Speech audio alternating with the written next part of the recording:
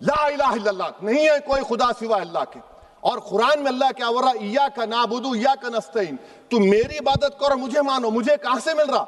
Article 25 से मिल रहा है। मुझे कहां से मिल रहा है? Liberty of thought, expression, belief, faith and worship से मिल रहा है। किसी शायर ने अच्छा कहा था वजीर आजम के बारे में कि फरेब देकर जमाने को पारसा ना बनिए, इन्हें कहो कि वो बंदा बने खुदा ना बने, अमीर शहर यही चाहता या हजरत कि हमारी चीख गले में रहे सदा ना बने।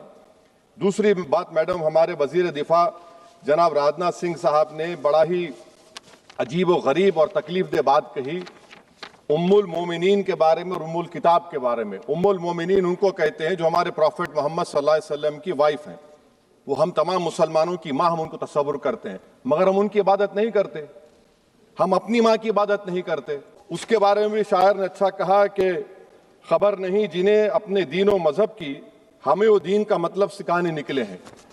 संविधान का जो प्रियम्बल है वो क्या कहता है? Liberty of thought, expression, belief, faith and worship. अगर दस्तूर का ये पहला सफा ये बात करता है तो फिर कैसे किसी शहरी को किसी खुदा, देवी, देवता की इबादत करने पर या सजदा करने पर मजबूर किया जा सकता है? तो हमारा भारत एक इसका मजमुआ क्या है? इसमें हिंदू है, मुसलमान है, सिख है, ईसाई है, जैन है, एथिस्ट है, मेहनत कश है, किसान, गरीब, मजलूम और दलित है।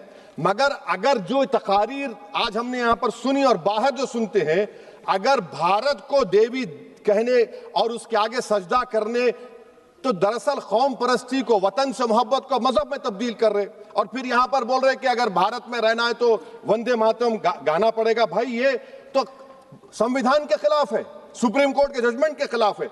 अगर वंदे मातरम मैडम कौमियत का मियार है तो फिर सवाल यह है कि हजरत मोहानी की कौमियत क्या थी जिसने इनकलाब जिंदाबाद का नारा दिया?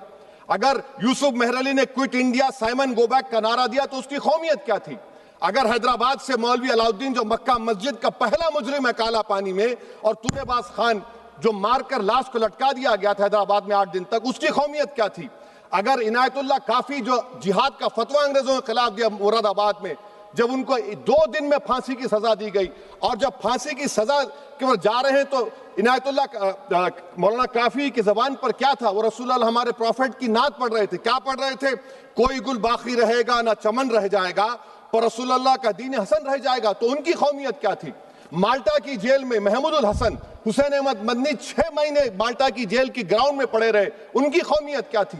अल्लामा फजल खैराबादी का वो सेल काला पानी का पुकार पुकार कर से पूछ रहा है, जो वहीं पर मर गए, खबर वहां पर है, बताओ मेरी कौमियत क्या थी? मैडम मैं एक मुसलमान हूं, मैं इस्लाम को मानने वाला बावकार इंसान हूं, और मेरे मजहब की बुनियादी तालीम तौहीद है। मुसलमान होना, हमारे ईमान में मुल्क की मोहब्बत बीच में नहीं आती, और मुल्क से मोहब्बत है और रहेगी हमेशा, क्योंकि ये अजीम कुर्बानियां यहां पर शामिल है जिन्होंने जंग आजादी में हिस्सा नहीं लिया। आज अगर वो वतन की मोहब्बत का दर्ज देंगे तो बड़ा गलत होगा। मुझे वतन से बेइंतहा मोहब्बत है मैडम, और इंशाल्लाह हमेशा रहेगी। मगर बावजूद इसके कि मेरी मस्जिद, मेरी इबादत गाह, मेरे कपड़े, मेरे कारोबार पर हमले होते, मगर मैं फिर भी कहता हूं कि वतन मेरा, हर वतन को हम छोड़कर नहीं जाएंगे।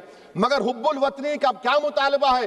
हुब्बुल वतनी ये कहता है कि वतन से मोहब्बत है तो जुल्म को खत्म करो, गरीबी को खत्म करो, बेरोजगारी को खत्म करो, जबर का खात्मा करो, अमन का गहवारा बनाओ, पाकिस्तान की दहशतगर्दी को खत्म करो, एक्सप्लॉयटेशन को रोको, शरारत को रोको, मुल्क के खिलाफ की जाने वाली साजिश खत्म करो।